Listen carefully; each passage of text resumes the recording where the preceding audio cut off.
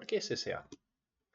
Eh, Bien, la idea es tener, digamos, todo el material que poder mostrar, todo el material que me hubiese gustado tener a mí en el momento que estaba desarrollando mi tesis. ¿Qué quiere decir esto?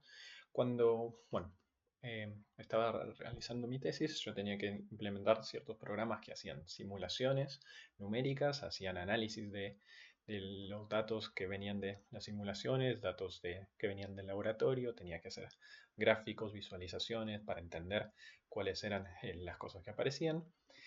Y en el desarrollo de esas cosas, a medida que iba implementando algo, cambiaba o probaba algo nuevo, de repente se rompía por otra parte y a veces eso era instantáneo y otras veces pasaban un par de días o podían pasar semanas o incluso un poco más de tiempo y el código que estaba utilizando de repente daba resultados que uno no esperaba o uno empezaba a sospechar de que estaban mal y había un problema, entonces uno tenía que embarcarse en descubrir dónde había introducido algún error o si había algo que estaba mal.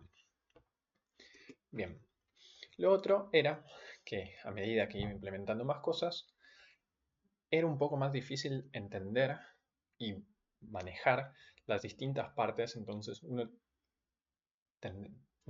yo tenía que entender cómo, digamos, buscaba maneras de estructurar un poco mejor los distintos componentes o las distintas partes, y a veces cuando uno viene desde la academia, eso es la parte de las partes más difíciles, saber cómo organizar el código para que sea un poco más manejable.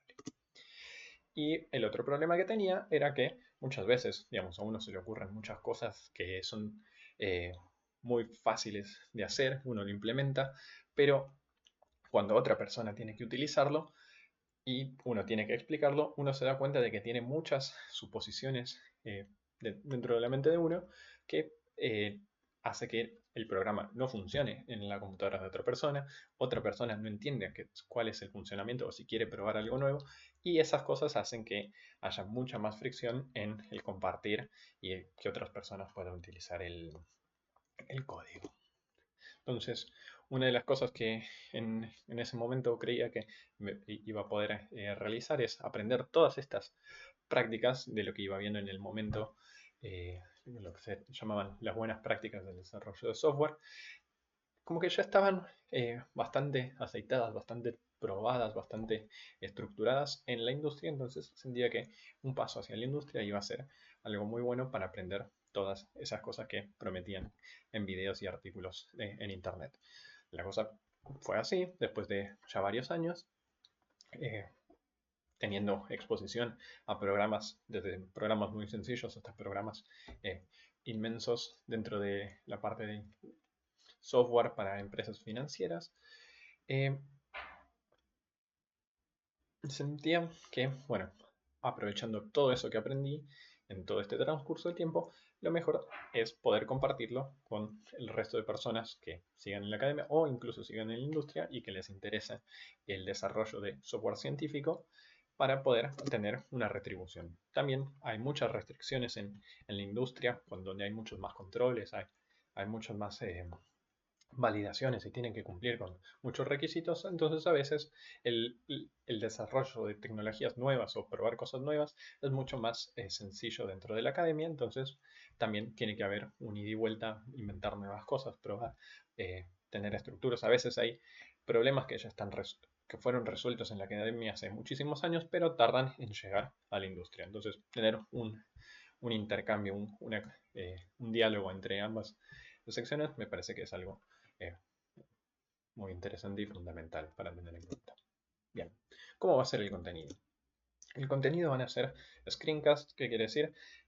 Esto que voy a compartir mi pantalla y voy a mostrar la manera en la que desarrollo software, cómo escribo código y con el foco de que puedan observar, digamos, otra persona desarrollando código. Normalmente cuando una persona nueva entra en una empresa o en un equipo, lo que se dice, está haciendo shadowing, es decir, está mirando cómo otra persona realiza el trabajo y de esa manera, de alguna manera, aprende. También puede ser un pair programming, es otra persona es la que programa, entonces uno puede observar, puede opinar, puede ir pensando el problema sin tener que estar haciendo la implementación. Entonces, siento que es una manera, a mí me sirvió bastante, digamos, en todos estos años, poder aprender de otras personas, ver cómo otras personas desarrollan, ver cómo otras personas piensan, ver, seguir, tratar de entender la manera en que tienen, no sé, un flujo de trabajo, qué herramientas utilizan, qué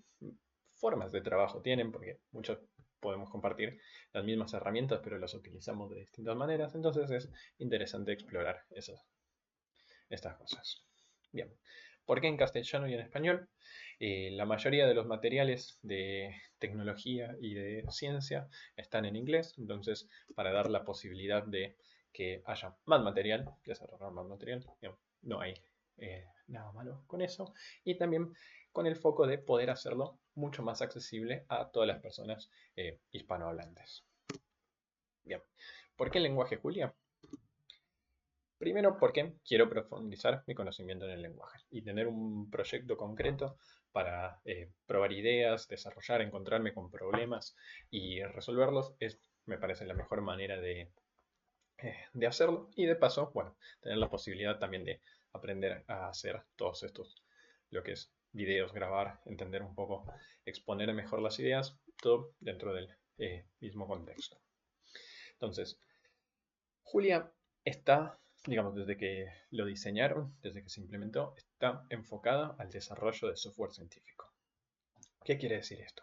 El software científico, a diferencia de otros tipos de programas, requieren, digamos, está mayormente pensado en mucho procesamiento de numérico o de procesamiento de datos o movimiento de, digamos, grandes volúmenes de datos y entonces requieren que eh, se utilicen los recursos que uno tenga de la mejor manera posible. Y también como, bueno, tienen que tener un respaldo sobre resultados científicos, tienen que ser el respaldo sobre los resultados científicos, tienen que ser validables y reproducibles. Entonces, muchas de esas características, digamos, están diseñadas dentro del mismo lenguaje, entonces hace que las cosas sean un poco más sencillas para trabajar.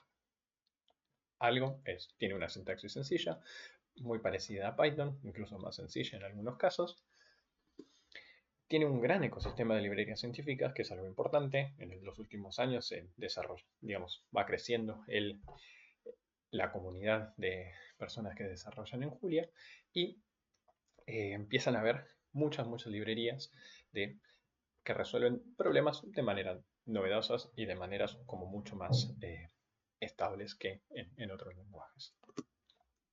Y algo importante es cuando uno empieza a tener dependencias o quiere probar depender de programas o librerías de otras personas, algo importante es poder crear ambientes donde sea reproducible, poder reutilizar esos códigos sin tener que embarcarse en complicaciones innecesarias para poder desarrollar. Entonces lo que uno le gustaría es decir, quiero utilizar esta librería y simplemente utilizarla y no tener que preocuparse de nada más. Cosa que a veces no pasa.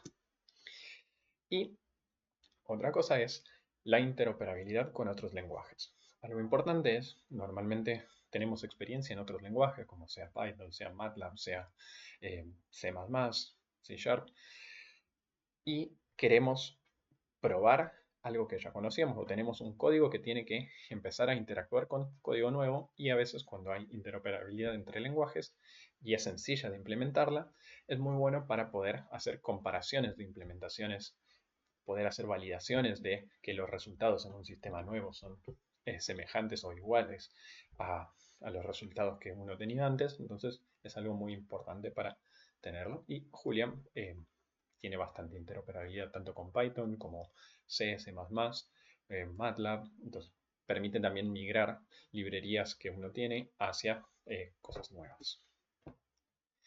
Y algo importante es que es muy fácil inspeccionar el funcionamiento del programa, de un programa que implementemos. ¿Esto qué quiere decir? Esto eh, podemos evaluar, digamos, cuál es el consumo de memoria, cuál es el consumo de CPU, cuál es el tiempo que ejecuta un programa, una función, en una granularidad muy particular, a lo más pequeño, y entonces nos permite poder hacer programas mucho más eficientes de manera muy sencilla sin tener que acceder a complicaciones mucho más grandes como es en otros lenguajes. Entonces uno puede realizar benchmarking para tener como evaluaciones de los consumos que tienen ciertas funciones o ciertos programas, también profiling para que nos indique qué partes del programa son las que se ejecutan más tiempo, cuáles son las que consumen mayor memoria y cosas así. Y esto nos ayuda y de alguna manera nos obliga a entender el funcionamiento de una computadora. ¿Qué quiere decir? ¿Cómo funciona? ¿Cómo se mueven los datos dentro del CPU? ¿Cuál es la información que requiere el CPU? ¿Cómo lo va organizando para procesar de mejor manera?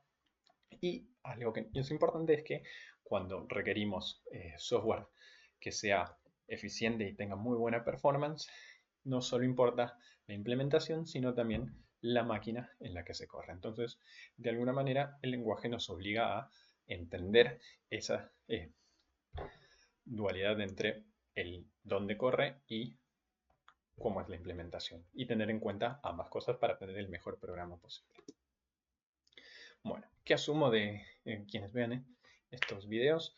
Es que saben programar, digamos, no importa la experiencia, que tengan una idea, no van a ser, no voy a tratar de enseñar las cosas básicas de programación, sino mostrar, digamos, cómo sería el flujo de trabajo que tengo, no día a día, pero la mayor parte del tiempo.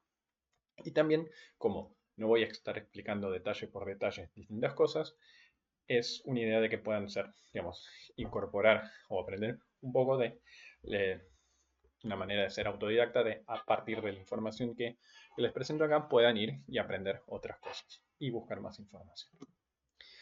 ¿Y qué es lo que pido? Mucha paciencia.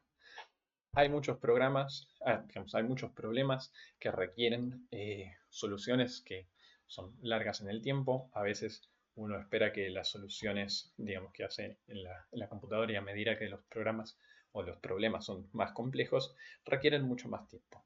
Requieren, digamos, un amasado de las ideas, de entender, de procesar, y la idea es que puedan darse el tiempo de ver, rever, hacer las preguntas, eh, tener dudas, digamos, entender, incluso hacer correcciones. Y algo que, digamos, lo que tenemos que pelear es, en general, es tratar de luchar contra la ansiedad, de tratar de resolver un problema instantáneamente, y esto no va a ser la idea de mostrar simplemente cómo se arranca el problema y cómo se termina, sino mostrar todo el proceso. De manera que, sí, va a requerir un poco más de paciencia que lo normal. Bueno, gracias.